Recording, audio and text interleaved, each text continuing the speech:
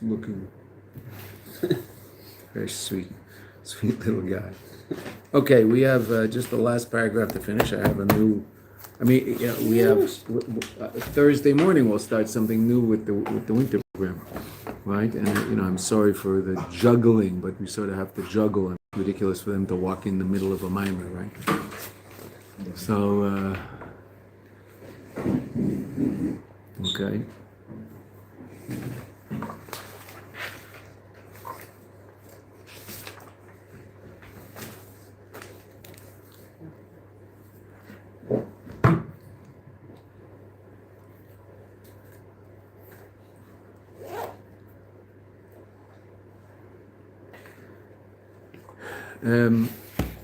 The last thing we saw in the first, the Rebbe explained that the whole Indian of Yehuda Tata is to come to Yehudi law. So for that reason, we celebrate Chaf Hey and not Chaf Daled. We also saw before that the three different divisions of the mitzvahs of the reality of Hanukkah, right? That there's the war, Yehuda Tata of it, finding the Pach Shem and Yehudi law of it, and the 8 days, which is beyond both, and that's Elokim Havaya Detat Delatata Havaya Delaela. That's Baruch Shem Shema Yisrael Hashem Echad and Hashem Elokeinu. Those three levels. Then, what was the next level the Rebbe explained? That was the first way the Rebbe explained things. And the Rebbe explained things in a slightly different way. What did he say? All equal. They're all equal, beautiful. But they're all the same. They're all coming ultimately from the highest level, just being expressed, meaning the source of each miracle is ultimately the highest level, but they're being expressed in three different ways, right? And why is that? Well, because they all ultimately come from the Mesiras. They're all a result of the Mesiras Nefesh of the Chashmonaim, which was shiur to the war, right? And then the third thing that Rebbe said, which is just a couple of lines, Rebbe just throws it in at the end, is that the war is the the war is even the highest place. Right? The war is the highest. Okay, so now in that context, look at footnote 30.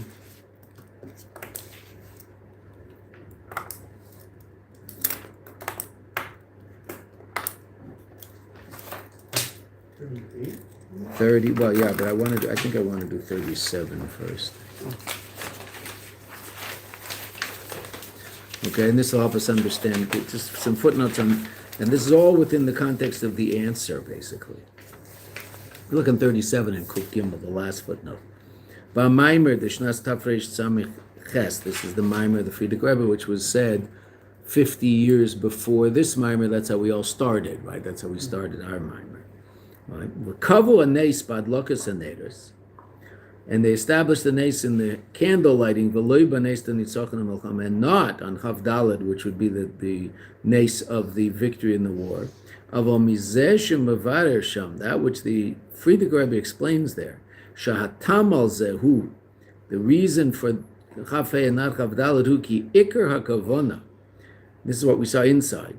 Ikar hakavona asher biyehuda tata, that in Yehuda tata yeh or v'gilui the Yehudi law. The whole purpose of Yehuda tata ultimately is coming to is to get us to a level of Yehudi law.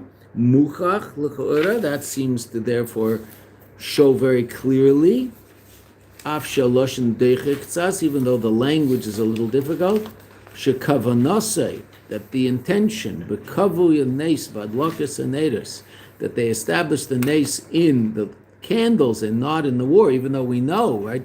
This is all according to the Shita. There's no question if the only miracle that the holiday is about is the candles. Remember this at the very beginning of the Maimon. Then none of these questions exist. These questions only exist when we consider the war as a source of the holiday, like the Rambam. Right? Shekavanasa b'kava nes badlokas haneros. What does that mean? Hu levar hadiuk. That's to explain the careful reading of the word Shabbatchilas Maimer Mashi Yamei Chanukah, that which the days of Chanukah Shenikvu Gamal Nes Nitzachon Milchama, that were established also on the miracle of the Milchama, but Maschilim B'Yom Shebei Hayanes Aneres. But they begin on the day of the Nes of the Neres. Meaning the Rebbe is making a comment relative to something that the Frierdiker Rebbe says. Frierdiker Rebbe seems to say that the Kvias of the miracle is on the Neres. But the whole idea is that it's the Milchama and the Neres. And so the Rebbe simply touches up that language and says, when it says that, it means that really it just means we're starting relative to Chafei, which is the Neres, but really the source of the miracle, the source of the holiday is also the victory in the war. Now 38. You see, this is a short page because there's a lot of footnotes. Lahayir ba mavur ba maimer, to explain. Now 38. If you look in the Maimer, it's explaining the idea that the war caused the other two miracles, therefore the war is on a higher level because the Siba is higher than the Mesevev, right? The cause of something is higher than the effect. It has to be more powerful, as it couldn't affect it, bring it about. Lahar mea mavur ba Maimer deshnas taf sadi reish tes chatzrat. The Rebbe knows Tafresh Tzadiches, right? What's wrong with writing Tafresh Tzadiches? If you read that, what does it say? That word, Tafresh Tzadiches. Tirtzach. What does Tirtzach mean? Murder. To murder. So it's one of those, you switch around the letters a little.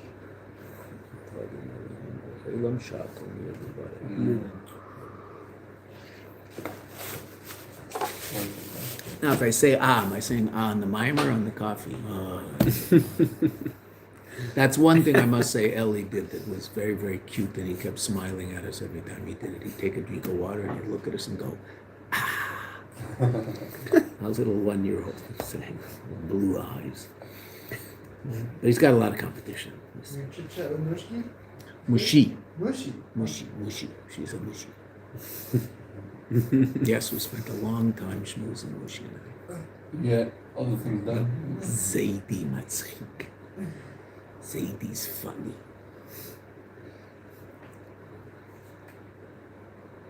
My wife tried to ruin my children's childhood. I started telling that I always did this with my kids. Pam kashayiti sus. Once when I was a horse, and I had to make up a story. So my kid so she looks at me and says, Pam like sus. We're never a sus. So then my wife, Zadie's just being so. My son got all upset. But you're ruining our childhood. That was what we grew up with. Abba being a sus sometimes. It's just the way it is. Meeting a dog, talking to a dog, it's very exciting. Always listen. Okay. Children aren't as square as adults. Can pick on their imagination a lot more. Laharba mavur ba maimer, 38. Va'inyan ner mitzvah v'tarda or. Famous pasuk, but also a famous idea that a mitzvah is like a ner and the Torah is like or. Famous Gemara. The al yedei ha-mitzvahs nisbarer v'nasa klila elokus. By virtue of the fact that the mitzvahs rectify reality and become a klila elokus. Birur, rectification, va'alo, and elevation, milamata lamaila, from below above. The mitzvahs are done down below in Gashmias. So they elevate the lower level to a higher level. And what's Torah? V'Torah hu hamshachas v'gilui orein seif milamayla lamata. And Torah is all about the revelation of godly light from above below. The Torah comes from above and is sent below, so to speak. Mitzvahs, now obviously mitzvahs are part of the Torah, but the learning of Torah is connecting to that which came above below. Mitzvahs are all about elevating the below to connect to the above. Milamata lamayla. So now, in the context of saying that the level of Yehuda Tata was ultimately the greatest mitzvah, the Rebbe says something very fascinating about mitzvahs and Torah. The fact that the pasuk says ner mitzvah v'Torah or. So, umikom makom, mitzad ze gufa, yesh ma'ila b'mitzvahs l'gavei Torah. There's an advantage of mitzvahs over Torah. What's that? The al yedei birur v'halos hagashmi, by virtue of the rectification and the elevation of physical reality, al yedei ha-mitzvahs, through mitzvahs, nishlemes hakavana, it's fulfilled the ultimate intention, the divrei of creating a dwelling place in the lower realms. The greatest way of making a dwelling place in the lower realms is taking the lower realms and turning them into a kli for the revelation of Elokus, a mitzvah. But then the Rebbe says something very fascinating. Therefore, himshil ha-mitzvahs lener. Therefore, the mitzvahs are himshil. What would that word mean? What's the root? Mashal. You're fan. What's a mashal? A parable, an example, right? So they're compared to himshil. It's causative, right? They made the mashal of. So they're compared to ner. And what's ner? Shegarim asar. What's the source of the or? The ner. Ner mitzvah v'Torah or. So simple pshat, you'd say the Torah is greater than the mitzvah, and it is brought actually in the Gemara when the Gemara discusses this relative to Rabbi Akiva. So the ner only illuminates a small little bit, whereas or is like or hayom. It illuminates everything equally. So there's the advantage of the of the Torah, but in terms of those two things together. So what's the source of the or? It's the ner. If they're one and the same thing. In the Gemara, when it discusses them, it talks about the ner, and it also talks about sunrise, and that's the or, and that's Torah, right? But you can also say simple pshat is that there's the ner and then the or. What's the or? The or is the or is that which is coming from the ner. So therefore, the ner is the source of the or, and that's the advantage of mitzvah over Torah. On a certain level, we say Talmud Torah keneged kulam. Right, but when Chazal ask what's greater, Meiser or Talmud, right? Famous Gemara in the first parak, end of the first parak in Kedushin. What's greater, Meiser or Talmud, mitzvahs or learning? So what's the answer? Learning. Famous answer. Learning, because it leads to mitzvahs. Oh, so that's a funny answer, right? Such a Jewish answer. Learning, because it leads to mitzvahs. Well, wait a minute. So which is greater? The whole reason learning is better is because it brings you to mitzvahs. Because really, what's it all about? Mitzvahs. You can't do mitzvahs if you don't learn. So you have to learn. But you're learning in order to do mitzvahs.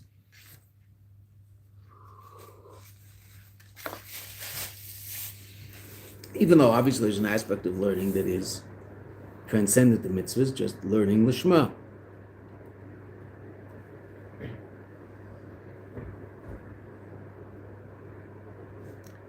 Okay. Let's finish up the Mayanot. There's another very long footnote. It's interesting. You guys can look at it yourself, and if you have any questions or whatever, you can talk to me. But it's long, and let's see the end. The Rebbe gives a beautiful bracha at the end of it. Longer than most. V'yiratzeh shiyakuam banu, that it should be established by us. I mean, it should happen. Inyan zeh. This whole idea of the madat lehem be'es tzarasa, that he stood for them in the time of their trouble.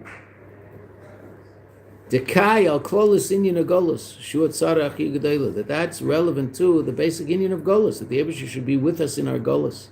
Shuat tzara achi gedela. Now, I ultimately want the golus to disappear, but in the meantime, we want the Eibusher to be with us in our golus.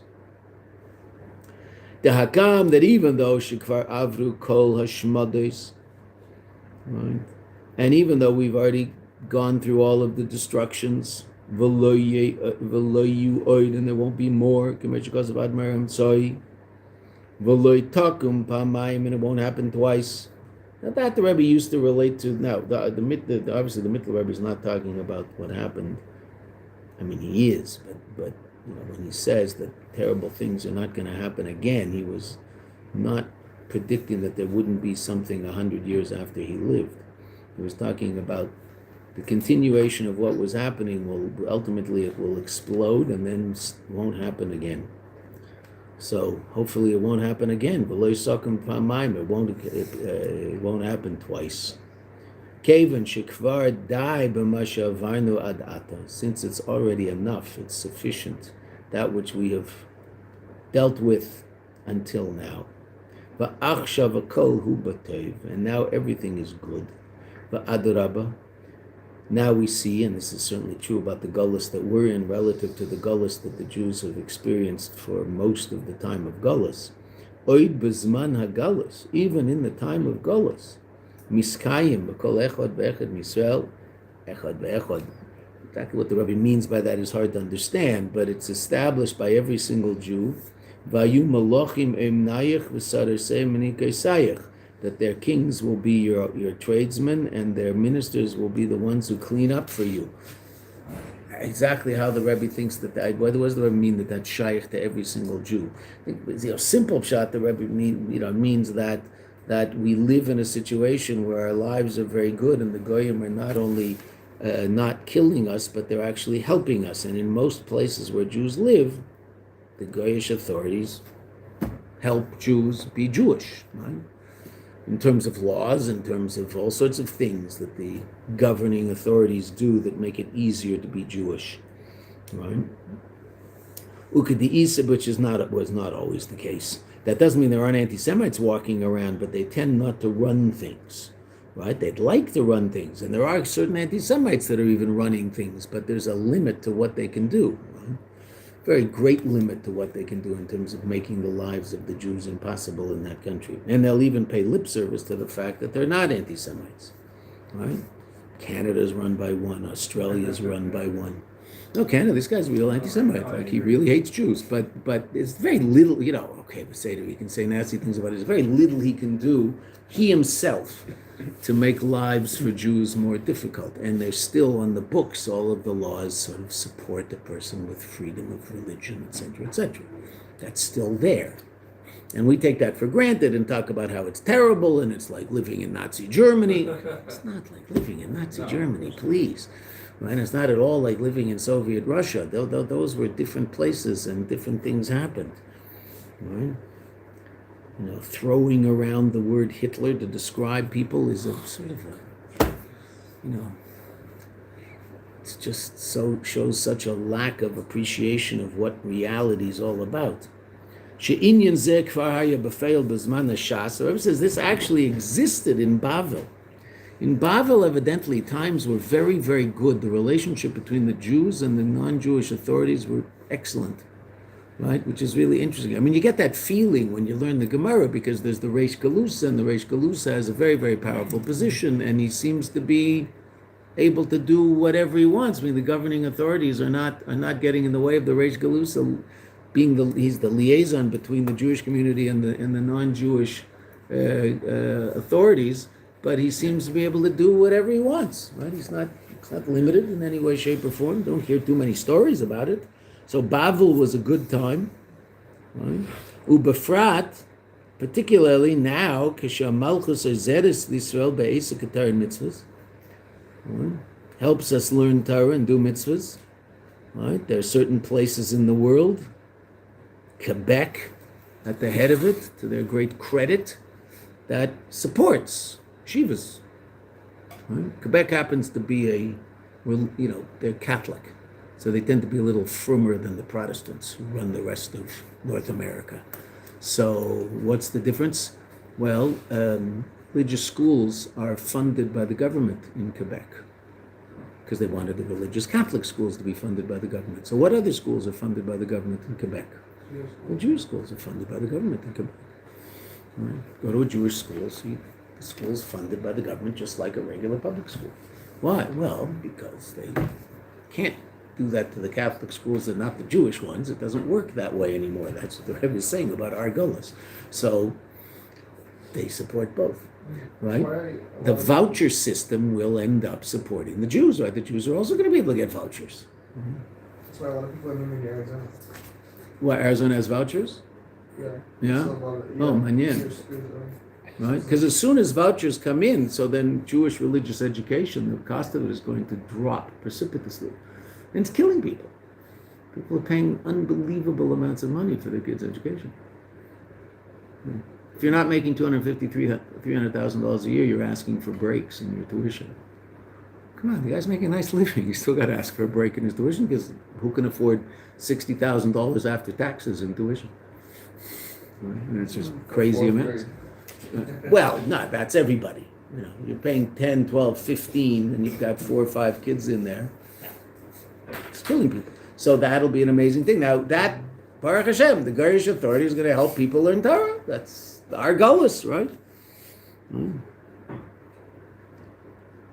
ובפרט כשמלכוס הזרס יסוד בעסק התורה מצווה, וגם כשנדמה שיש איזה בלבול, and if it seems like there is some difficulty, meaning times are difficult, the Rebbe says here, it's amazing. Now this is a bracha the Rebbe is giving us all, right? But the bracha is based on our Aveda also. We have to go in the ways of Avram Avinu, a Yehudi Arishon, the first Yid. Nar, on the way to the Akedah. So great medrashim about all these things that happened to Avram on the way to the Akedah. Now Yitzchak also, obviously, but I mean, it's the focus is on Avram, right? Even though Yitzchak was how old? 37. Yitzchak was 37 at the Akedah, right? He wasn't a little boy. Right, okay, so obviously, and that's why if you look in the first Rashi in the story, it's very, very interesting. If you look in the first Rashi in the story, Rashi says which Devarim. So the first Devarim are something that lends credence to Avram Avinu's Aveda, and the second Medrash that Rashi brings is Yishmael talking to Yitzchak, saying, how can you be so proud of yourself? You got me at 8 days, I got it at 13 years old, so obviously I'm more serious than you, because I was Meiser Nefesh. And Yitzchak says, if the Eibishter asked me to give up my life, I would. Kachna has been, right? So whose test was it? Well, both. And it says, relative to both of them, V'yelchu shneihem yachtav. It says that twice. If you look in this, I mean, you say it every day, right, in davening, right? If you read the Psukim this morning, if you haven't said it yet, right? They both went together. They said that already, the pasuk before. The first time, Avram Avinu is walking with the same joy as Yitzchak, even though he knows what's going on and Yitzchak doesn't. After Yitzchak asks, where's the seh? Where is the sacrifice? And Avram says to him in a way that hints at the fact that he's the sacrifice, li'ola b'ni. So Yitzchak understands what the story is, and then it says immediately after, Yitzchak is also walking with the same simcha as Avram. And it's Dafka the simcha that is the test. Right? The fact that he did what God told him to do, if God appeared to you and you were absolutely sure it was God and he told you to do something bizarre, would you do it? Of course you do it. God just appeared to you and told you to do it. What doubt exactly do you have in this whole event? Right? So the Aveda isn't doing what God asked him to do. God asked him to do it. He knew that. He had a prophetic experience, and God asked him to do something, so of course you do it. But he did it b'simcha. That was the real Aveda. That was the true test. Because it would be very easy to do this begrudgingly. Right? So Avram Avinu on his way, what happened? So they saw this raging river that wouldn't let them cross. Shebiroise nahar ma'akvei. That when he saw this river that's stopping him, Milakayim Sivur Hashem, from fulfilling God's will, Amad B'Tekev Elohim Yispayel, he stood strong and wasn't bothered by it. Yeah, he was going to walk through the river, so walk through the river. Va'az nizgala shelo haya lezeh shum metzias. And then what the Medrash says, the river disappeared. There was no river. It's just, I mean, the Medrash talks about in terms of Satan creating, but Tachlis, there was no river, right? Meaning there was nothing ultimately stopping Avram from going to do that which HaKadosh Baruch Hu wants done. And even if there might seem that there's something in the way, if I just deal with that l'chatchila riber and just burst right through it, so then it disappears. The Rebbe says, Elohun dimyan bilvad. It was only something imaginary. And it was a test for Avram on the way. You see, if you footnote 47, the Tanchuma in Vayera. Mikol Mokem. A matzah of the Gullus, the situation of Gullus, be'ezayif and shia, in whatever way it is, utzara. Even though our Gullus is a relatively good Gullus. Rebbe always talks about America as a Medina shel Chesed, which certainly is. Right? There's all sorts of people who would rather it not be a Medina shel Chesed, right? Stay out of other people's problems. It's not our problem, so what do I care? No, America's always been a place that does care about issues that affect other people, right? And they're always the first there if there's some, major disaster somewhere. Where does aid come from before anywhere else? Europeans are sitting there, trying to figure out how to meet together to discuss whether to do something, and the Americans are already there helping. That's just the way America works. It's credit. Medina Shel Chesed. They refer to it as Medina Shel Chesed all the time. But still, Golus is a tzara. Golus is difficult. V'bakoshehi, and so what's our request? Shebekarav mamish. You will stand in the time of their difficulty, which means ultimately put an end to this goodness. And since, like the pasuk in Yeshayahu, that in all their pain is his pain, loy bavav, to him there is pain, not loy tsar, that the tsar is not tsar, that the pain isn't the pain. No. In all of our pain, the Eibishter is pained.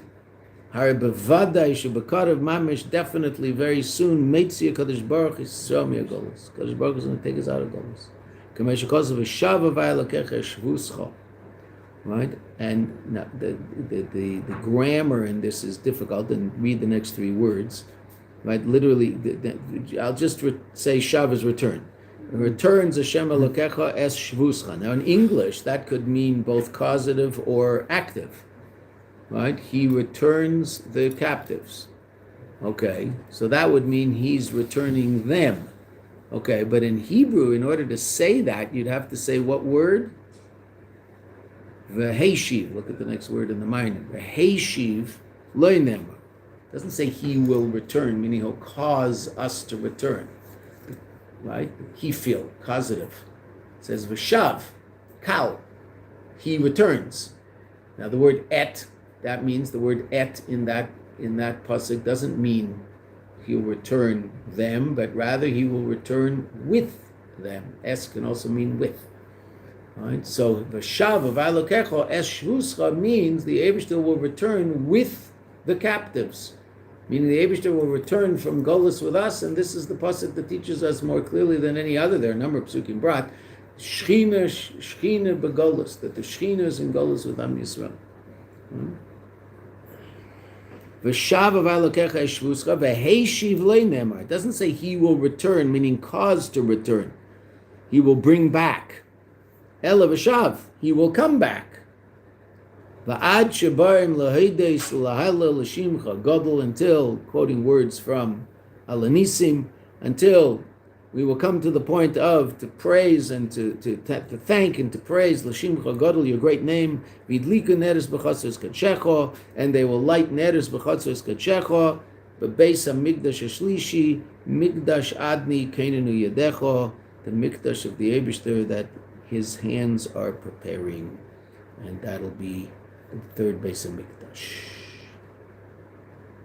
So we want Chanukah to happen, but we want Chanukah to happen firstly in the way that the Eibishter should stand us in good stead in Golus, so that if Chas v'Sholom or another day in Golus, it won't kill us. It's ultimately we want an end to the Golus. That's the ultimate bracha and the ultimate bakasha, the ultimate request. Okay. Yes. Can mean with in, is that like in what kind of text? Parsha? Yeah, only in Lashon Kodesh, not in modern Hebrew. And that's like a 50% chance, or no? It's very rare. But sometimes Midrashim learn it as S. It's just like this one.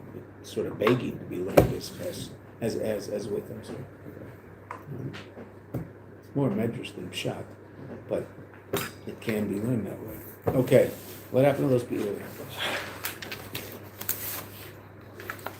Please pass those out. A few. Again, we've got 3 days. It happens to be, this is the Sikha that the Rebbe said 34 years ago yesterday, Parshas Vayeshev, but it's just an extremely important. The Rebbe discusses something extremely important about the nature of Golus. What's Golus all about, and why is it? I happened to be there that Shabbos. I couldn't hear the Rebbe where I stood, but I do remember. I think we talked about this once. part of what the Rebbe talks about in this sikh. I don't know where to get that from. The Rebbe talks about Sarfas, France. Now, France is certainly part of the Rebbe's history. Certainly part of Jewish history. It's also part of the Alter Rebbe's history. Because the Alter Rebbe was one of the few Rabbanim who was on the side of the Tsar against Napoleon. What was Napoleon calling for? Emancipation of the Jews. If Napoleon had won, the Jews would have been emancipated. So there's no question that life would have been easier for the Jews, both in Gashmis. But the Alter Rebbe was very, very adamant that as much as it would be good for the Jews in Gashmis, it would be a disaster in Ruchnis. Now, that's certainly been borne out by more modern Jewish history, where anywhere the Jews have lived where they've been relatively free, the first thing they seem to throw away is Yiddishkeit, even though they're free to do it.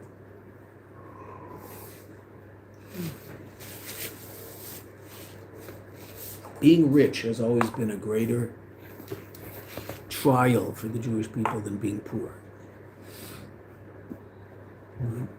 It's just the way it's been in Jewish history, which just means we're stupid. But okay, what are you going to do? Right? It's better to be rich than poor. Okay, just keep Shabbos, even though you're rich. Why are you being so silly? Whatever. 1991. This was said in 1991. Yes, it was still 1991. It was Tafshin Nun Beis, but it was right before Hanukkah. It's this time of year. Right? So I remember when the Rebbe came into the Farbrengen, so it was just very interesting. There are always, and to this day there are always, almost every Shabbos, there's a pretty serious group from France that comes to spend Shabbos in 770. The French shluchim are astounding. Would what? No. The shluchim, not the students in yeshiva. The students in yeshiva are sitting and learning in yeshiva. They can't take time off. But the shluchim bring their balabatim. And the last Shabbos I was there, Tess Yud Kislev, there's a group of about 80, and they happened to be for bringing at the table right next to us. And they were sort of spilling over our table, and the guy sitting right next to one of the guys in our Farbrengen. My son has a table, and they Farbrengen every Shabbos in 770. And the guy on the end of the table was next to a fellow from France who must have drunk a lot very fast, because he looked green and, Baruch Hashem, he missed our guy. They had sort of spilled over into our table. There were so many of them. They were the table behind. Baruch Hashem, lots and lots of groups from France. Unbelievable. The French shluchim bring more people to 770 than the American shluchim. Even though the American shluchim can bring them in a car, in a train, in a plane for an hour. This is a 6-7 hour plane ride. They're unbelievable. So that Shabbos, there was a whole Shabbos Parshas Vayeshev, Tafshin Nun Beis. There was a huge group from France, and they were in the way 770 was set up. I mean, you've seen this in videos. So the Rebbe was sitting here on a bima. There's a table, and all sorts of people are sitting here. There's a pyramid at the other end. It's fairly short, 4 or 5 rows up. And at each end of all the people sitting or standing are pyramids built up, right? And you'd stand on those. So the pyramid at the front, so if the Rebbe's looking to the right, the pyramid at the front of the shul, full of the Frenchies. They had taken over that whole pyramid. I always used to stand in the back at a place where I could see everything. I couldn't hear the Rebbe, but I mean, most places you couldn't hear the Rebbe. There's no microphone, and the Rebbe's voice wasn't loud. So I had a good play. I could see everything, but I couldn't hear much. I couldn't hear the Rebbe. I could hear everything else. So the Rebbe, I remember the Rebbe walked in. So where I was standing, so the door was right there, and the Rebbe would walk in and go along the path, and then up the stairs, along the bima, and sit down. And the Rebbe sat down, and before the Rebbe said anything, he looked to the right. We didn't know what the Rebbe was saying. No one could hear what the Rebbe was saying, except people right in front. At that, that saying, because he wasn't saying it so loud. But all of a sudden we heard l'chaim from the other side of the room. So what was that? The Rebbe said to all those Frenchies on the pyramid, in French, the Rebbe said to them they should say l'chaim. First words of the Farbrengen that this week, Vayeshev, it's interesting because the whole first half of the Farbrengen was about France. Actually, sort of the middle third. So the first words the Rebbe said in the Farbrengen, in French, say L'chaim. They all said L'chaim. And then the Rebbe said it Farbrengen. So now, at the beginning, the Rebbe discusses Golus in a way that probably you've never seen, and it's just fascinating. See, how the Rebbe looks at the reality of Golus. What is it? It's been said a number of times recently, especially very recently. Ki al pi kol simonim, based on all the signs, Doreinu hu, our generation, Udara achron shel Golus, it's the last generation of Golus. Umamela, therefore, consequently, Hadara Rishon shel Geula, the first generation of Geula. Share kfar simu es kol inyane Aveda. We've already completed all matters of Aveda. 2 weeks before this, the Rebbe had said we finished Avodas HaBirurim. Ukfar oimdim muchanim, and we're standing ready legeula amitis v'shlema, for the true and complete redemption ayidei Mashiach tzidkenu, through Mashiach tekef umiyad mamish, immediately. Vayeshev shelim. So there are those that ask, hare geula tluya bekach. The geula is dependent on this. Shekola oilam yemuchan bekach. The whole world will be ready for it. V'leirak adam echad mispar nashim, not just one person or a number of people. V'leirak b'chelik echad shel olam, and not only in one portion of the world, one part of the world. Ela shekol olam, the whole world. Shari geula kshura v'tluya, as behold, the geula is bound up with and dependent on b'kibbutz nidchei Yisrael. In the ingathering of the scattered of the Jews from four corners of the earth. V'gam, and also, bebiruran, in the rectification shel umas ha'elam, of the nations of the world, b'chol artzos, in all lands. Heichan roim, therefore, how do you see she'elim ha'she'elim? The questioners ask, right? First is a verb, the second is a noun. Shinui b'elam. Where do you see a change in the world? Sha'olam kayim, such that the world today, muchan yoser, is more ready, legeula, for the geula, miyasher b'deres ha'kaidmim, than the previous generations. How do you see such a thing? Right? Sure, people ask that. The Rebbe says the world's ready for it. The Rebbe says, people ask, well, what's so different now as opposed to any other time?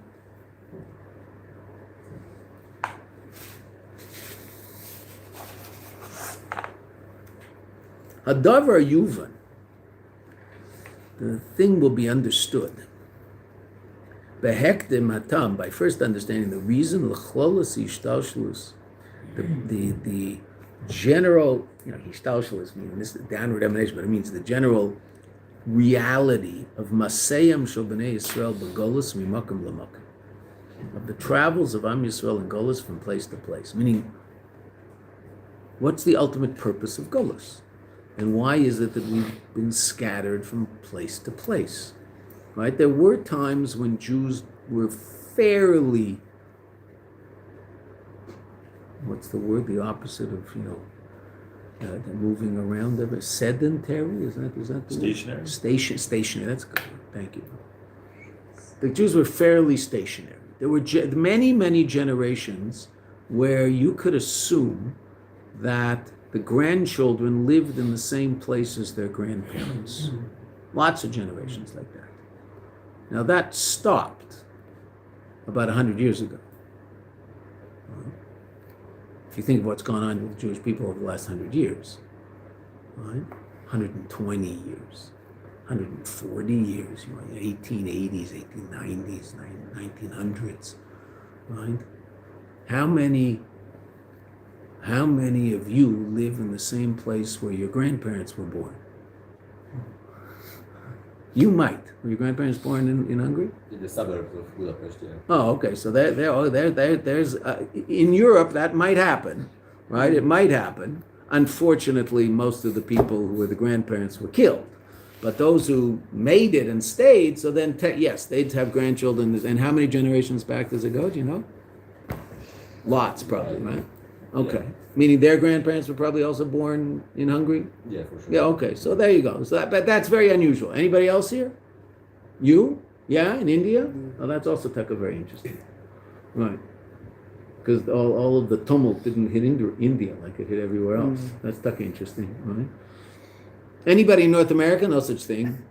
I mean, maybe grandparents, great-grandparents. I mean, by your generation, my generation, it's impossible grandparents.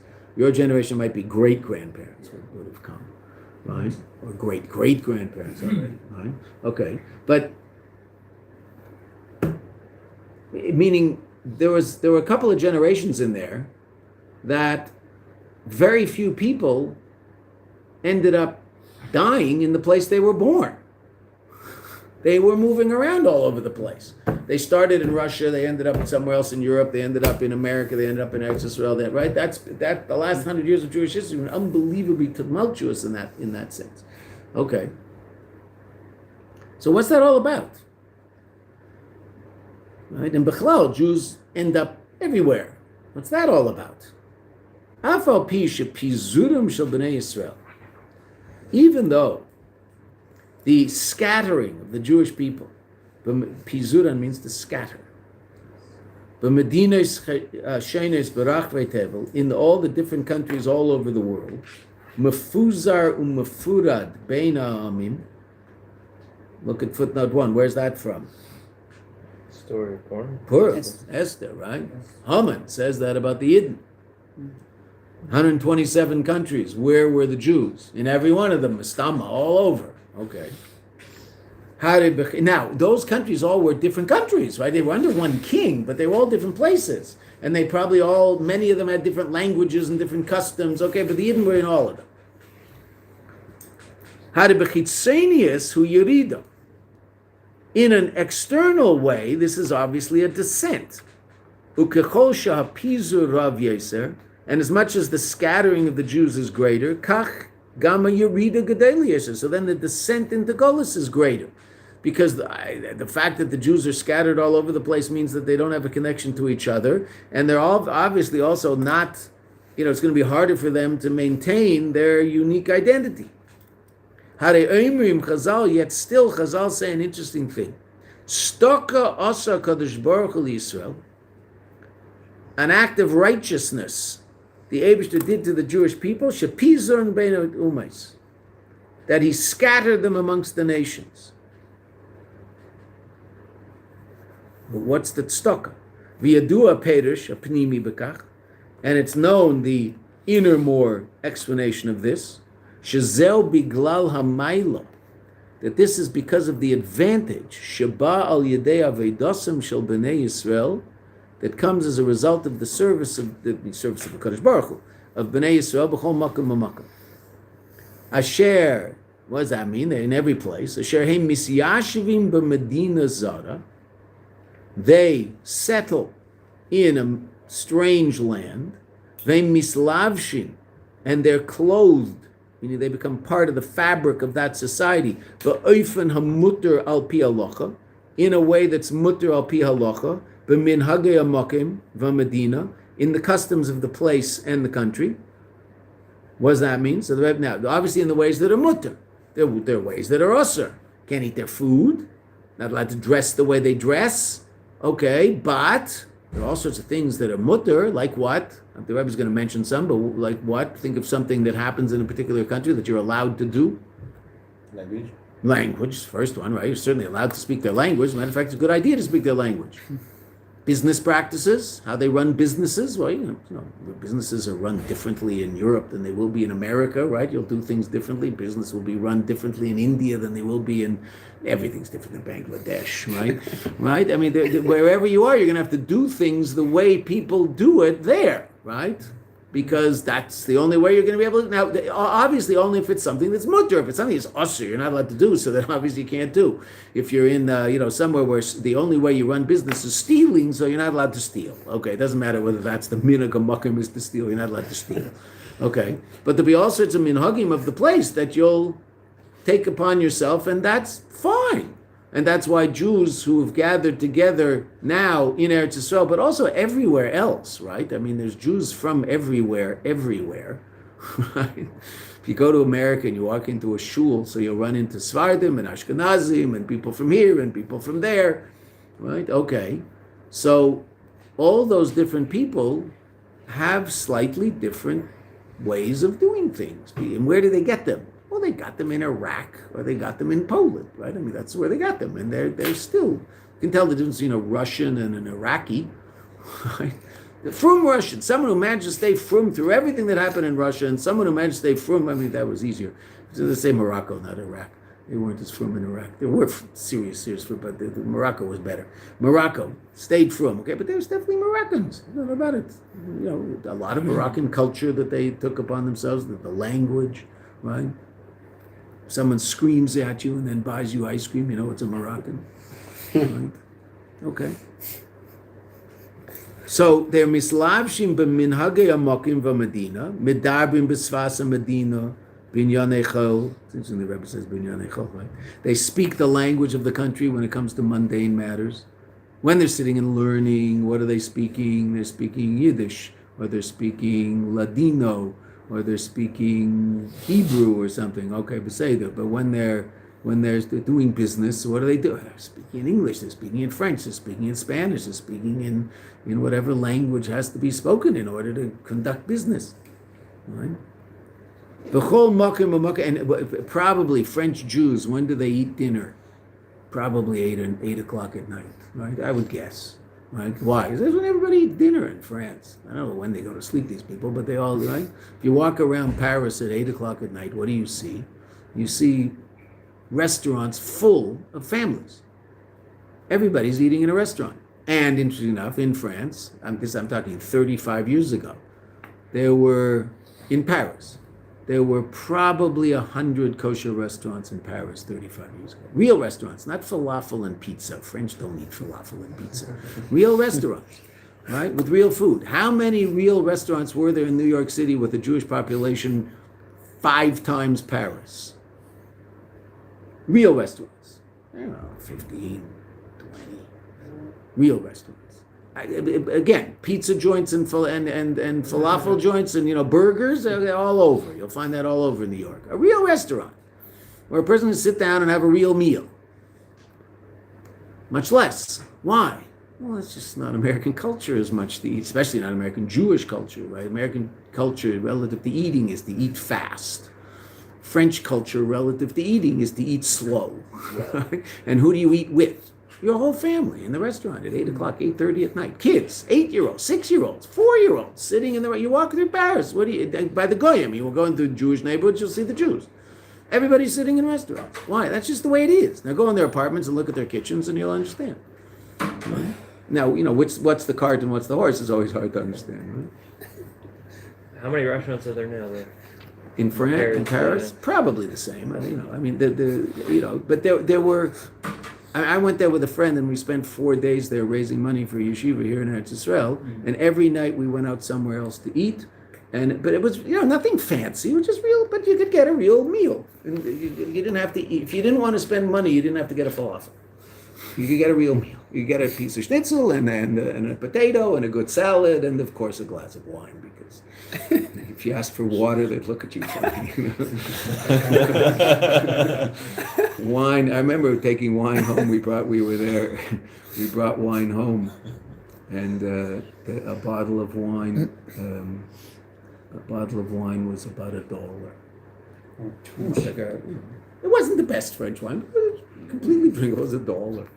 It's just like water. Baguette, right? What? They served you some baguette. But that was the morning. In the morning, you'd get a croissant and coffee in the morning in the hotel. There was a hotel that had a little kosher kitchen in the bottom, and that's where we were staying. Right? Interesting hotel. I didn't know this, and my friend did because he grew up in Europe and he understood these things. The rooms get so I don't understand why they did this. The buildings aren't built like that. They're built a little bit like that. Right? So the rooms on the 7th floor are smaller than the rooms on the 3rd floor. So we got a room on the 7th floor. And I said, who do we like? This is crazy. We can't. At the end of the bed, there was just enough room to put your feet down before the bureau and the wall. Right? It was like, he said, yeah, maybe we'll get a room on the lower floor. I said, what do you mean get a room on the lower? There's more room on the lower. There's more room on the lower. That doesn't make any sense. So sure enough, we went down to the lower floor. We had more room. There was more room. Okay, so all of that is minhag Medina, right? But you're allowed to do that. That's not a problem. There's nothing wrong with eating at 8:30 at night in a restaurant if that's what people do, right? And that's and if you see their kitchens, you'll realize why the apartments are built that way. The kitchen is it's hard to cook a dinner for a family in that kitchen. I don't know what they do Shabbos. Okay, let's just finish up the paragraph. Mislavshin beifin amuta api aloka, but minhage amaka Medina, midabrin besfasa Medina, right in the brackets, in the parentheses. Binyan echol, b'chol makim amakim lefi inyane, everything in according to its way. Lefi tchunas hamakim, the nature of the place, utchunas anshe hamakim, and the nature of the people of the place. Tchunot are the way things happen, the way, the general character, that's a better word than nature, the character of the place. So if you're living in France, what's a good thing to do? Act like French people. Now that might be hard for most of us civilized people, but okay, you're going to act like French people, right? That doesn't mean you don't have to shower. You're allowed to shower. The minhag hamakom is not to shower and put on perfume. You don't have to accept every minhag, right? Okay. But what do I mean act like French people? Well, you're not going to want to stick out like a sore thumb, so you're going to sort of live in a way that's in line with what's going on. I just want you to read the first line of the next paragraph and then we'll stop. Ukedivrei Chazal. Azlas lakarta halak benimuse. Now that's a really interesting line. You went to Karta, it's a place, Karta, right? Halak benimuse, walk in there. Nimusim are what you and I would probably call today etiquette, but general cultural norms. All right? If for whatever reason where you are, they put a fork on the right and a knife on the left, so if you set your table in that country, what do? You put the fork on the right and the knife on the, it's also, it's not also, it's mutter, it's not a problem, right? So that's how you set the table in that country. Why do they do it that way? I don't know. That's the way they do it. Why do we put it on the left and the knife on the right? Who knows? Right? Okay, you're supposed to pick up the fork. It doesn't make any sense. You're using the fork in your right hand. You're also using the knife. I don't know. You pick up the knife to, I don't know. But that's what we do. And if you're setting the table and you know what you're doing, you should put the fork on the left and the knife on the right. And where's the spoon go? Next to which one? Top. Okay, yes, you can have a spoon at the top. That's the soup spoon. No, there is a spoon at the top if you're very fancy, but there's also, if you're going to put the spoon on the side, it's next to the knife on the outside. What happens? If you do that, you don't get a villa in Gan Eden? No. But if you're in a place where that's the way they do it, so then that's the way you do it. If you're a visitor in a house and you want to set the table, so set the table the way the people set the table, right? Because otherwise, what are they going to do after you set the table? Reset it, right? When your grandchildren set the table, you usually reset it. Okay, so Mushi set the table for lunch. She was very excited. It's the first thing I heard when I walked in the door. Zaidi! She's at the shulchan. Okay, so it was right. Sabta was helping. Okay, Seder. So now that's a really interesting thing. So now the Rebbe's going to, we'll see it tomorrow. The Rebbe's going to explain, so what's Golus all about? What's the advantage of Golus? What's the disadvantage of Golus? And how do you relate to Golus? Since we're in it. We sort of take it for granted, but it's not taken for granted. The Eibishter set this all up for a reason. Here for only so long. What? Here for only so long. Bezrat Hashem, it should end immediately. Are there any copies out there? David, you're just a wild and crazy guy. Settle down. We don't want to wait. We don't want to wait.